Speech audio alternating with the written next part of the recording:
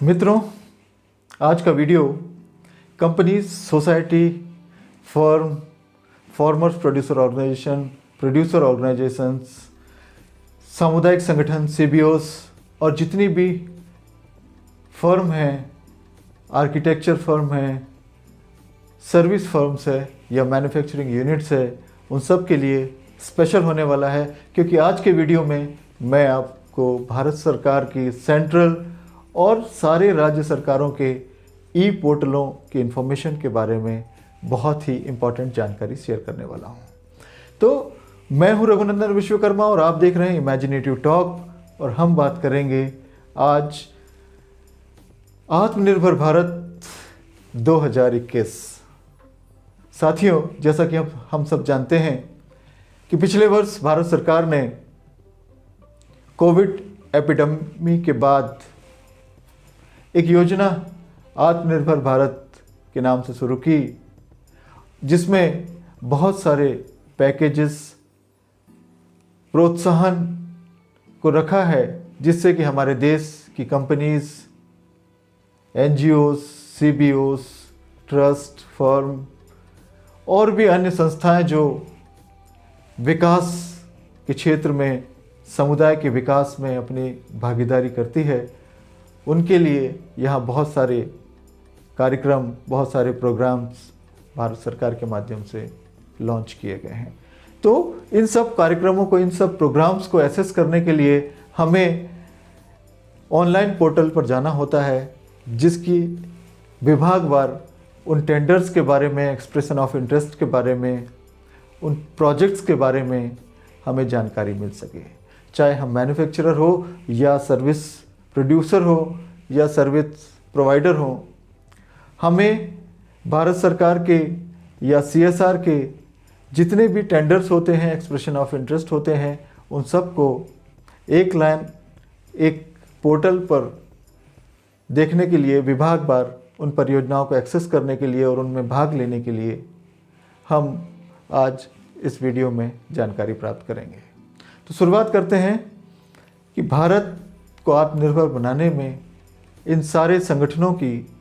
क्या भूमिका होती है और किस तरह से हम विकास की अवधारणा में अपना योगदान, भारत के को आत्मनिर्भर बनाने में अपना योगदान देते हैं। आत्मनिर्भरता एक रणनीति है जो स्थायी विकास को प्रभावित करती है। प्रभावी सामुदायिक विकास आत्मनिर्भरता की नींव पर बैठता है। आत्मनिर्भरता की अवधारणा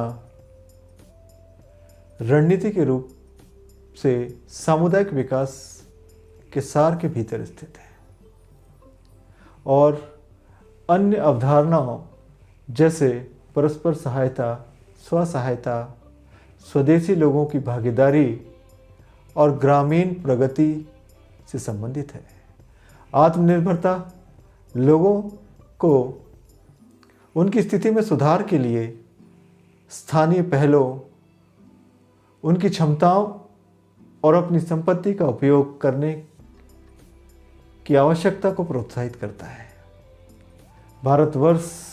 को आत्मनिर्भरता प्राप्त करने के लिए संगठित क्षेत्रों, गैर सरकारी संगठनों, निजी संगठनों और सामुदायिक समूहों को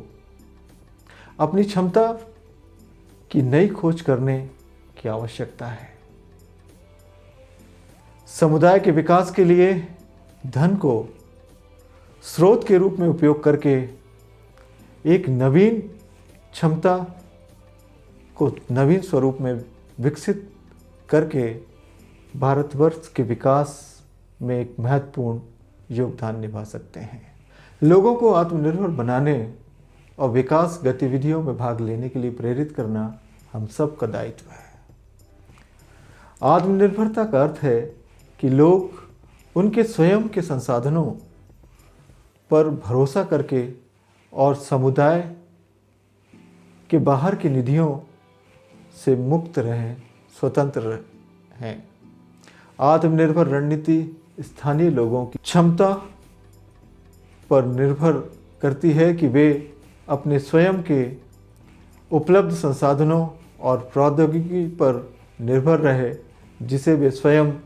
नियंत्रित और प्रबंधित कर सके। स्थानीय कार्य संगठनों की दूसरी रणनीति आत्मनिर्भर स्थानीय कार्यवाही के माध्यम से अपनी ज़रूरतों को बेहतर ढंग से पूरा करने के लिए लोगों की क्षमताओं को विकसित कर केंद्रित है। स्थानीय जड़ता एक गांव को, एक कस्बे या एक समुदाय की समस्याओं का दिल है। एक समुदाय में एक संभावित ऊर्जा है, लेकिन परंपरा की जड़ता, अलगाव और शिक्षा की कमी के कारण वह निष्क्रिय बना हुआ है। स्थानीय लाभार्थियों को यह एक बाहरी परिवर्तन एजेंट के हस्तक्षेप के माध्यम से ही हम इस जड़ता को तोड़ सकते हैं। जो माना जाता है कि एक एक्टिविस्ट, एक लीडर, एक गैर सरकारी संगठन, एक कंपनी, एक फर्म, हर वो संस्थान जो भारत के विकास में समुदाय का विकास करना चाहता है, उसको अपनी जिम्मेदारी समझनी होगी और हम सबको संगठित होकर समुदाय को संगठित करना, शिक्षित करना, उनमें चेतना बढ़ाना, कुशलता को बढ़ाना और अल्प ऋणों के माध्यम से समुदाय को उनकी क्षमताओं का एहसास कराना, उनकी क्षमताओं में वृद्धि कराना हम सब का मुख्य ध्येय, हम सब का मुख्य उद्देश्य होना चाहिए। यह एक शुरुआत होगी उस सरल प्रौद्योगिकी जो कि स्थानीय समुदाय को आत्मनिर्भर करने और आत्मनिर्भर भारत के निर्माण में अपना योगदान देने की। उन सारी हम संस्थाओं की जवाबदारी है कि हम सबको मिलकर आत्मनिर्भरता की रणनीति के माध्यम से समुदाय की सक्रियता, परियोजना, प्रयोजन, निगरानी और मूल्यांकन प्रक्रिया में अपनी भागीदारी सुनिश्चित करके भारत के निर्माण में, भारत को आत्मनिर्भर बनाने में अपनी भूमिका अदा करनी होगी। तो इस भूमिका को निर्वहन करने के लिए हम सब गैर सरकारी संगठन, कंपनीज, ट्रस्ट, CBOs और वो सभी ऑर्गेनाइजेशन जो इस देश के विकास में महत्वपूर्ण भूमिका निभाते हैं, हम सबको नए तरीके से अपने संसाधनों को एकत्रित करके और उनको समुदाय विकास का स्रोत बनाकर मेहनत करने की आवश्यकता है। तो आज हम सब जानते हैं कि हम भारत सरकार के केंद्रीय पोर्टल यानी सेंट्रल पोर्टल और राज्य सरकारों के समस्त पोर्टल के बारे में जानेंगे और किस तरह से EOIs, expression of interest, tenders और RFP के माध्यम से हम भारत सरकार की योजनाओं में, टेंडर में पार्टिसिपेट कर उन टेंडर्स को लेकर भारत को आत्मनिर्भर बनाने में अपना योगदान दे सकते हैं। तो हम सबसे पहले बात करेंगे भारत सरकार के सेंट्रल पोर्टल की कि हम किस तरह से सेंट्रल पोर्टल पर जाकर या किसी भी पोर्टल पर जाकर, स्टेट गवर्नमेंट के पोर्टल पर जाकर अपनी संस्था को रजिस्टर करेंगे।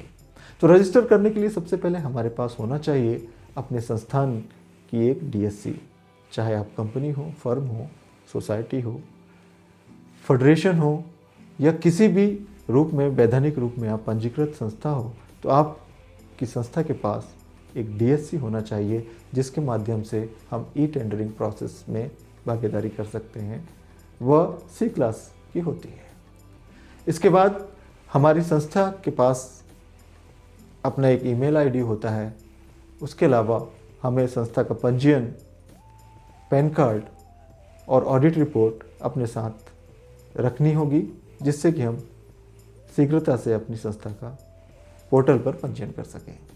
तो हम सबसे पहले पोर्टल पे अपनी संस्था को एनरोल करेंगे साइन अप करके और तमाम नाम, पंजीयन संख्या, एड्रेस, तमाम इस तरह की जानकारी भरने के बाद ईमेल एड्रेस देंगे और वही ईमेल एड्रेस हमारी संस्था की लॉगिन आईडी होगी। उस प्रक्रिया को पूरी करने के बाद एक मोबाइल नंबर पर, हमारे रजिस्टर्ड मोबाइल नंबर पर, ईमेल पर एक OTP आता है और उसके बाद हम DSC के माध्यम से मैपिंग करके वहाँ पर इनरोल होते हैं और अपनी संस्था के डॉक्यूमेंट और निर्धारित फीस जो कि 500 से लेकर 1000 रुपये तक अलग अलग राज्यों में, अलग अलग स्टेट्स में अलग अलग हो सकती है, उनको हम पूरा करके ई-टेंडर प्रोसेस में भाग ले सकते हैं। अब इसके बाद हम टेंडर को सर्च करने के लिए विभागवार साइट्स पर विभागवार उनके टेंडर्स को जाकर देख सकते हैं, EOIs को देख सकते हैं। उस विभाग में टेंडर्स की EOIs की सारी लिस्ट होती है।